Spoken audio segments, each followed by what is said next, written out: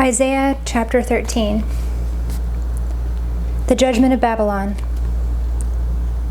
The oracle concerning Babylon, which Isaiah the son of Amoz saw.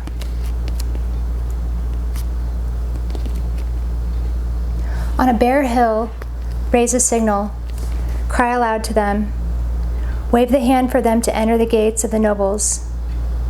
I myself have commanded my consecrated ones, and have summoned my mighty men to execute my anger, my proudly exulting ones. The sound of a tumult is on the mountains, as of a great multitude, the sound of an uproar of kingdoms, of nations gathering together. The Lord of hosts is mustering a host for battle. They come from a distant land, from the end of the heavens, the Lord and the weapons of his indignation to destroy the whole land. Wail, for the day of the Lord is near. As destruction from the Almighty it will come. Therefore all hands will be feeble, and every human heart will melt. They will be dismayed, pangs and agony will seize them. They will be in anguish like a woman in labor. They will look aghast at one another, their faces will be aflame. Behold, the day of the Lord comes, cruel, with wrath and fierce anger, to make the land a desolation, and to destroy its sinners from it. For the stars of the heavens and their constellations will not give their light. The sun will be dark at its rising, and the moon will not shed its light. I will punish the world for its evil, and the wicked for their iniquity. I will put an end to the pomp of the arrogant, and lay low the pompous pride of the ruthless. I will make people more rare than fine gold, and mankind than the gold of Ophir. Therefore I will make the heavens tremble, and the earth will be shaken out of its place, at the wrath of the Lord of hosts in the day of his fierce anger. And like a hunted gazelle, or like sheep that with none to gather them, each will turn to his own people, and each will flee to his own land. Whoever is found will be thrust through, and whoever is caught will fall by the sword. Their infants will be dashed in pieces before their eyes. Their houses will be plundered, and their wives ravished. Behold, I am stirring up the Medes against them, who have no regard for silver and do not delight in gold. Their bows will slaughter the young men, and they will have no mercy on the fruit of the womb. Their eyes will not pity children. And Babylon, the glory of kingdoms, the splendor and pomp of the Chaldeans, will be like Sodom and Gomorrah when God overthrew them. It will never be inhabited or lived in for all generations. No Arab will pitch his tent there. No shepherds will make their flocks lie down there, but wild animals will lie down there, and their houses will be full of howling creatures. There ostriches will dwell, and there wild goats will dance. Hyenas will cry in its towers, and jackals in the pleasant palaces. Its time is close at hand, and its days will not be prolonged. Chapter 14. The restoration of Jacob. For the Lord will have compassion on Jacob, and will again choose Israel, and will set them in their own land, and sojourners will join them, and will attach themselves to the house of Jacob. And the peoples will take them and bring them to their place, and the house of Israel will possess them in the Lord's land as male and female slaves. They will take captive those who were their captors, and rule over those who oppress them. Israel's remnant taunts Babylon. When the Lord has given you rest from your pain and turmoil, and the hard service with which you were made to serve, you will take up this taunt against the king of Babylon. How the oppressor has ceased, the insolent fury ceased. The Lord has broken the staff of the wicked, the scepter of the rulers, that struck the peoples in wrath with unceasing blows. that ruled the nations in anger with unrelenting persecution. The whole earth is at rest and quiet. They break forth into singing. The cypresses rejoice at you, the cedars of Lebanon, saying, since you were laid low, no woodcutter comes up against us. Sheol beneath is stirred up to meet you when you come. It rouses the shades to greet you, all who were leaders of the earth. It raises from their thrones all who were kings of the nations. All of them will answer and say to you, you too have become as weak as we. You have become like us. Your pomp is brought down to Sheol, the sound of your harps. Maggots are laid as a bed beneath you. Worms are your covers. How you are fallen from heaven, O day star, son of dawn. How you are cut down to the ground, you who laid the nations low.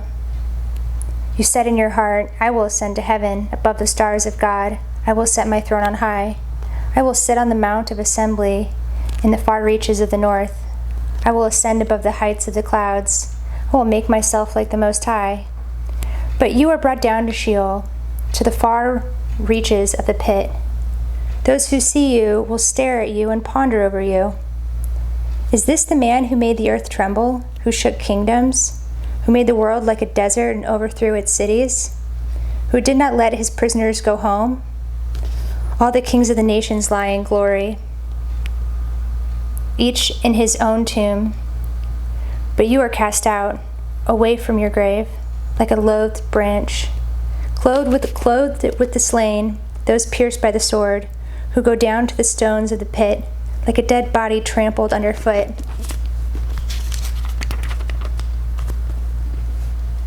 You will not be joined with them in burial, because you have destroyed your land, you have slain your people. May the offspring of evildoers never more be named. Prepare slaughter for his sons, because of the guilt of their fathers, lest they rise and possess the earth, and fill the face of the world with cities.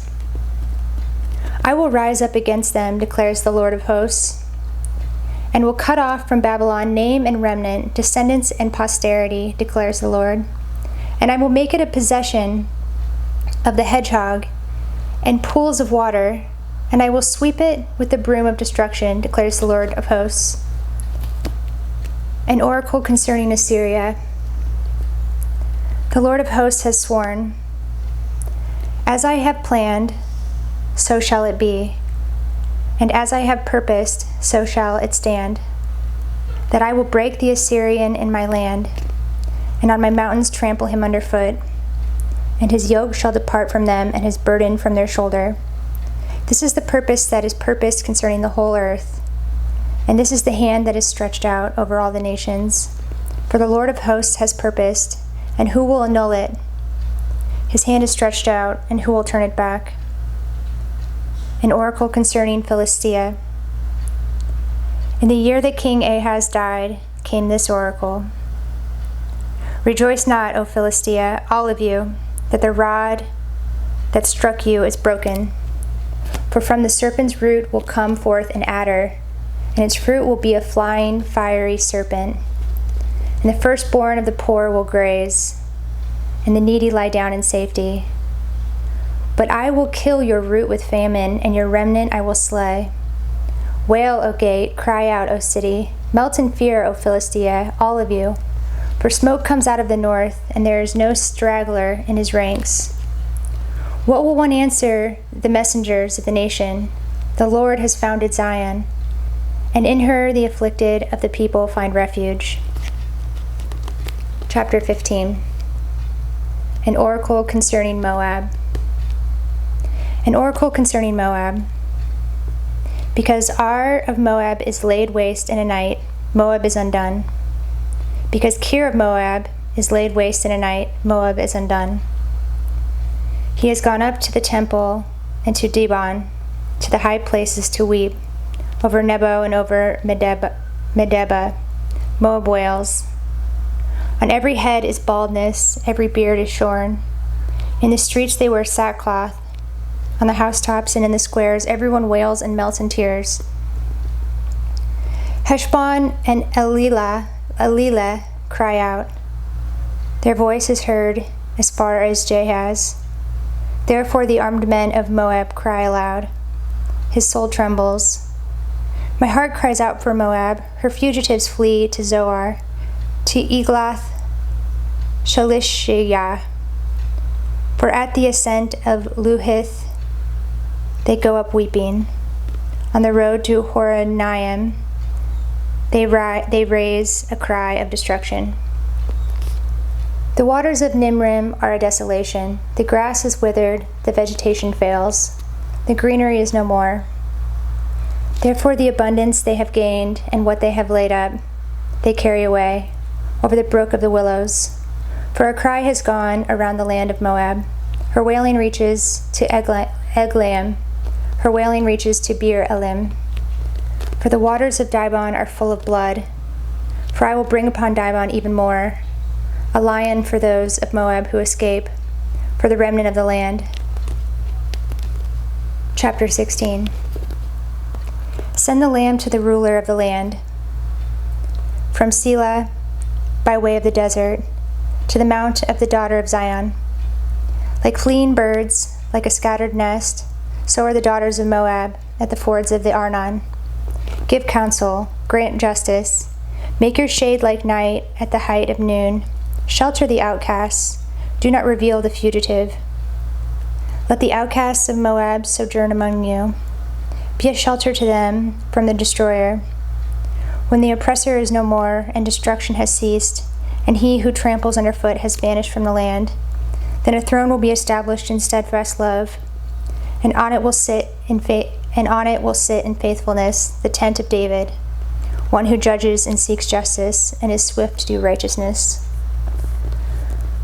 We have heard of the pride of Moab, how proud he is, of his arrogance, his pride, and his insolence. In his idle boasting he is not right. Therefore let Moab wail for Moab. Let everyone wail. Mourn, utterly stricken, for the raisin cakes of Kir Hareseth. For the fields of Heshbon languish, and the vine of Sibmah. The lords of the nations have struck down its branches, which reached to Jazer, and strayed to the desert. Its shoots spread abroad, and passed over the sea. Therefore I weep with the weeping of Jazer, for the vine of Sibmah. I drench you with my tears, O Heshbon and Elealeh. For over your summer fruit and your harvest the shout has ceased, and joy and gladness are taken away from the fruitful field. And in the vineyards no songs are sung, no cheers are raised, no treader treads out wine in the presses. I have put an end to the shouting. Therefore my inner parts moan like a lyre for Moab, and my innermost self for Kir Hareseth. And when Moab presents himself, when he wearies himself on the high place, when he comes to his sanctuary to pray, he will not prevail. This is the word that the Lord spoke concerning Moab in the past. But now the Lord has spoken, saying, in 3 years, like the years of a hired worker, the glory of Moab will be brought into contempt, in spite of all his great multitude, and those who remain will be very few and feeble.